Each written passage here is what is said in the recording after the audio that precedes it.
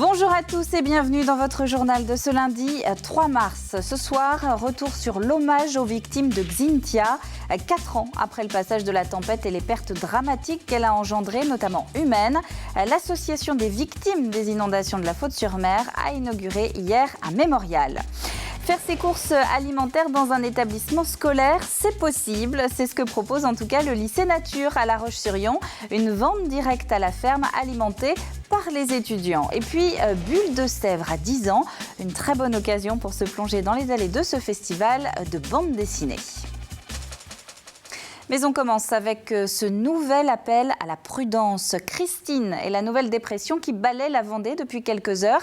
Elle devrait s'évacuer par le sud-est dans la nuit. Toujours est-il que le littoral est en vigilance orange, vague submersion depuis ce matin 4 heures et au moins jusqu'à 21 heures. Et les terres n'ont pas été épargnées. Regardez ce film amateur qui nous a été envoyé. Très impressionnant, une sorte de tornade vue dans la matinée dans la zone industrielle au nord de Luçon. Des intempéries qui ont également coupé le courant de 13 500 foyers, principalement à Grue et dans ses environs. C'est au sud-ouest de Luçon. 5 000 maisons attendaient encore le rétablissement de l'électricité en début d'après-midi. Voilà donc ce qu'on pouvait dire ce soir sur cette nouvelle grosse dépression. On verra évidemment les prévisions pour demain en fin de journal. Dans le reste de l'actualité, mais ce n'est pas sans lien, vous allez vite comprendre. La Faute et l'Aiguillon-sur-Mer commémoraient hier les 4 ans du passage de Xynthia, une tempête qui avait alors tué 29 personnes. Aidée d'un collectif d'artistes, l'association des victimes des inondations de la Faute-sur-Mer a inauguré un mémorial à leur mémoire. Anthony Jamin. Ils étaient nombreux à avoir fait le déplacement pour célébrer le triste anniversaire du passage de Xynthia il y a 4 ans. Cette nuit-là, 29 personnes trouvent la mort des suites de l'inondation. En mémoire des disparus, les familles des victimes ont entamé une marche silencieuse le long du Lay, côté Faute-sur-Mer, jusqu'à ce lieu de commémoration. Une sculpture baptisée La Source et une stèle portant le nom de chacune des victimes ont été inaugurées par les autorités présentes.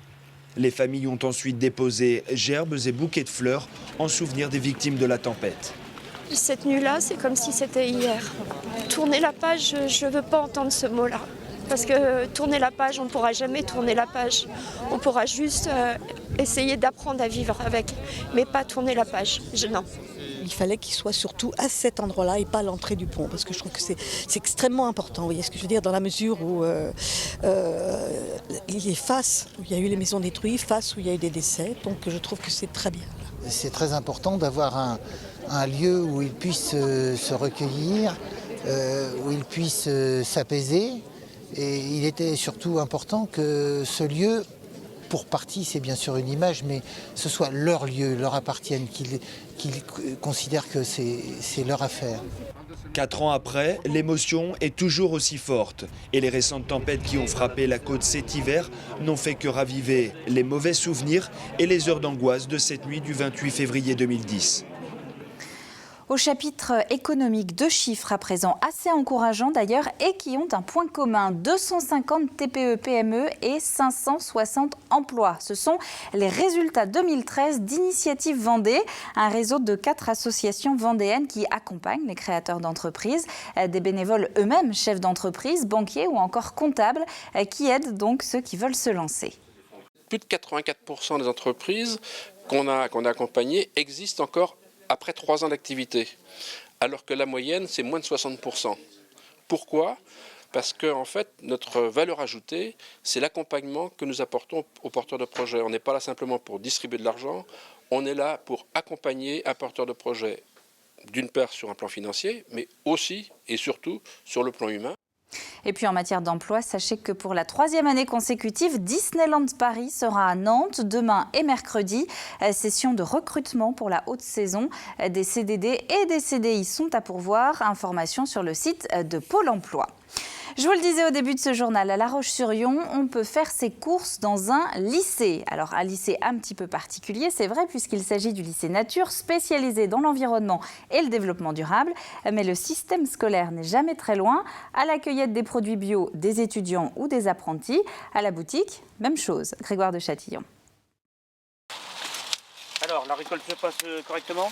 Ouais, ça va, ouais. Il y a quelle quantité? C'est pour quelle livraison là? Ils sont beaux, c'est pour le magasin. C'est pour le magasin. Ici, on récolte toute l'année des produits de saison en agriculture biologique. L'exploitation est une vraie petite entreprise au sein du lycée. Elle compte 4 salariés. Ici à gauche, Jean-Louis, le responsable, le maraîcher Christophe au milieu, accompagné aujourd'hui d'Aline, stagiaire du lycée. On produit également sur place des volailles, des porcs et des moutons. En ce moment, pour les légumes, c'est la période des choux. Donc nous arrivons à la chambre froide qui permet de conserver les légumes qui ont été récoltés dernièrement. Donc on va retrouver les pommes de terre qui sont en palox, ensuite des panais, des carottes, des betteraves, du poireau. Et tous ces légumes vont servir au magasin, mais également pour la préparation des commandes vers la restauration du lycée. Voici l'arrivage des légumes du jour au magasin que vient réceptionner Cyrielle, la responsable des ventes. Choux de Bruxelles, je savais pas si t'en restais. Je pense qu'on a plus de contacts dans ce type de magasin que dans un supermarché classique. Après aussi, on connaît aussi nos produits, parce que je fais aussi la récolte. Donc je connais le produit, on le voit, ils sont frais. Et puis c'est agréable en tout cas, il n'y a pas toute la cohue qu'on a dans un magasin classique. Certains élèves de l'établissement n'hésitent pas à venir en renfort lors des ouvertures du magasin. C'est un outil pédagogique qu'on a à notre disponibilité. Donc pour nos projets d'initiative commerciale, on a choisi de travailler avec l'Exploit. Bien qu'il soit ouvert à tous, la clientèle habituée est encore majoritairement issue du lycée Nature. Je pense que c'est une forme d'agriculture qui respecte l'environnement. J'y suis très attachée. Des produits bio à des prix donc raisonnables, c'est possible. Le magasin est ouvert tous les mardis et vendredis après-midi. Et puis clap de fin hier sur le Salon international de l'agriculture, salon auquel a participé d'ailleurs le lycée Nature. Alors au tableau des récompenses, les Vendéens repartent avec 48 distinctions, 8 belles médailles d'or, 9 d'argent, 3 de bronze, mais aussi 28 prix pour les animaux. On va parler maintenant des municipales avec le premier tour dans 3 semaines maintenant. On continue la présentation des listes annoncées comme étant complètes dans les principales communes du département. Ce soir, Mortagne-sur-Sèvre, 6000 habitants, c'est un chef-lieu de canton. Dans cette commune où le maire sortant ne se représente pas, 2 listes sont annoncées. On va commencer comme toujours par ordre alphabétique avec Alain Brochoir, sans étiquette. Il est adjoint dans l'équipe actuelle. Écoutez, il évoque les grands axes de sa campagne. 3 priorités essentielles, être attentif à la pression fiscale sur les ménages dans cette période difficile pour tout le monde, maintenir malgré tout le niveau d'attractivité important de Mortagne, à la fois patrimonial, environnemental, mais également économique, et accentuer encore le soutien aux associations, monde associatif qui est très important. Sur Mortagne, c'est à peu près une centaine d'associations, donc un nombre très important de bénévoles. Et on doit être à leur écoute et les soutenir dans leurs actions. L'autre liste est celle qui est menée par Joël Voyot, actuel conseiller municipal d'opposition. Lui aussi se présente sans étiquette. On l'écoute, il explique ce qui lui paraît important dans cette campagne.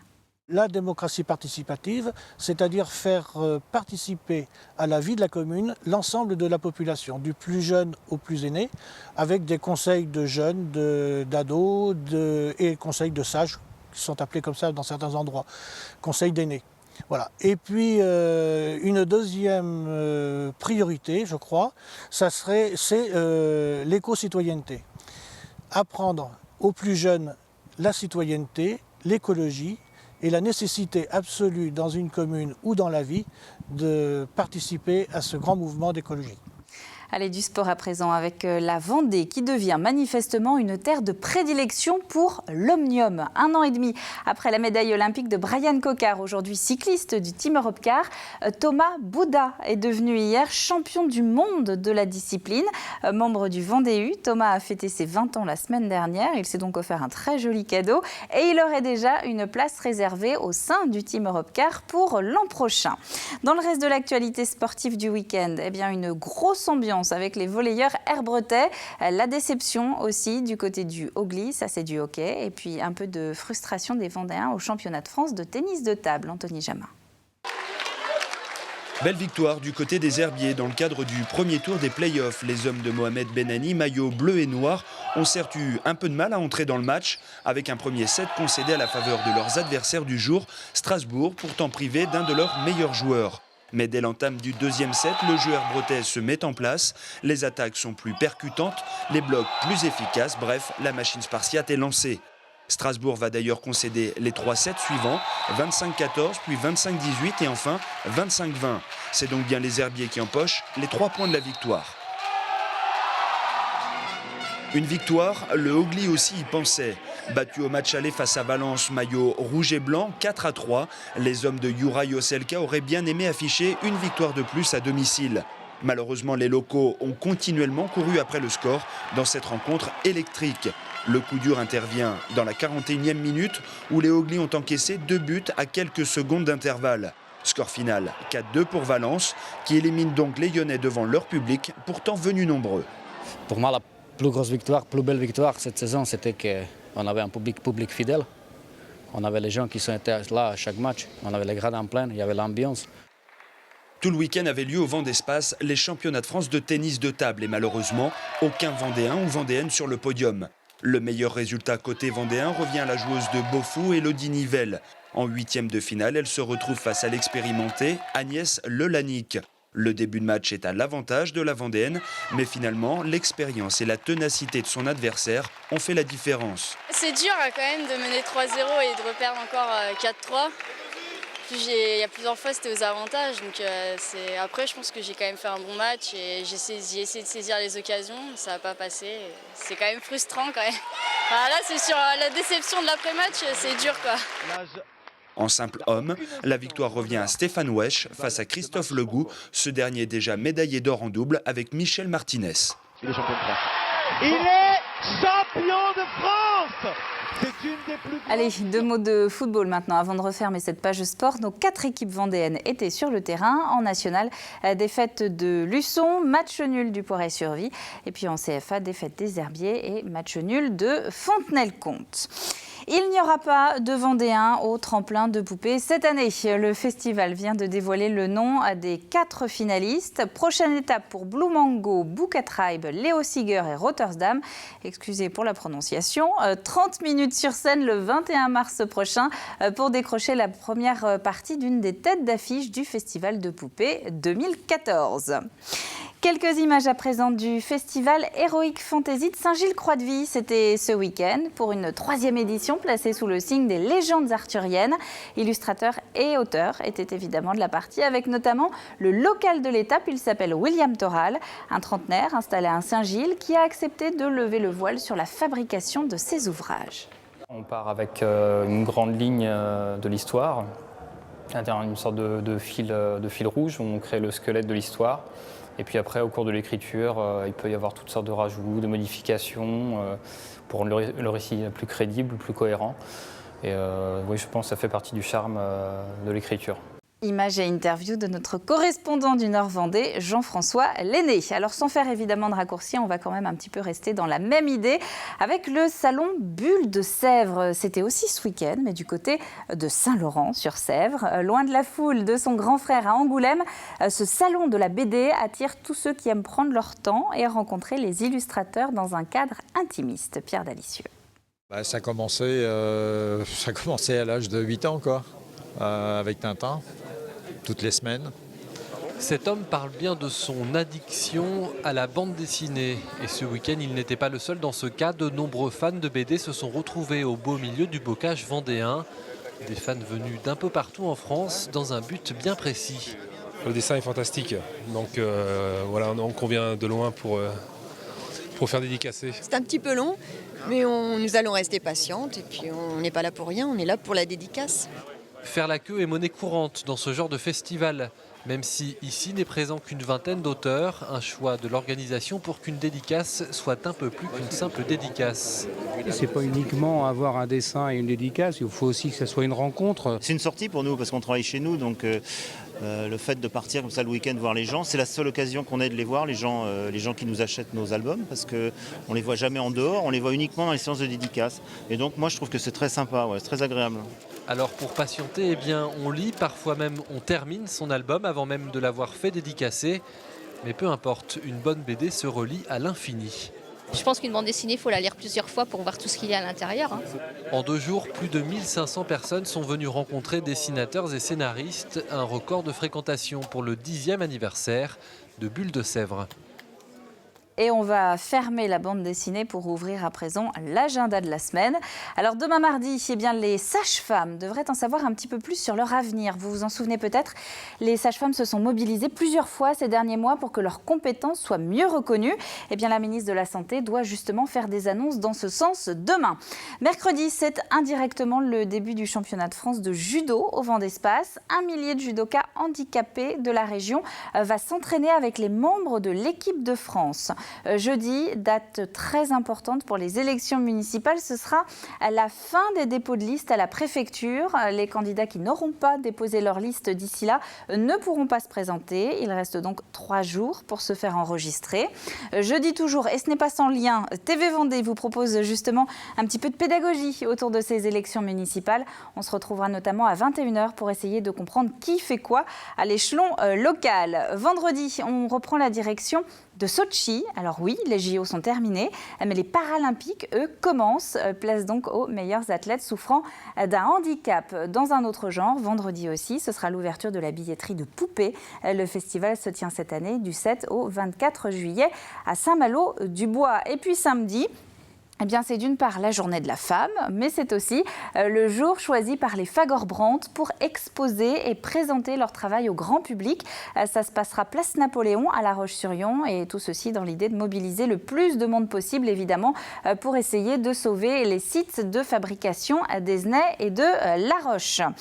Avant de se quitter, on va revenir sur cet appel à la prudence sur le littoral vendéen. Le vent devrait continuer de souffler fort encore quelques heures.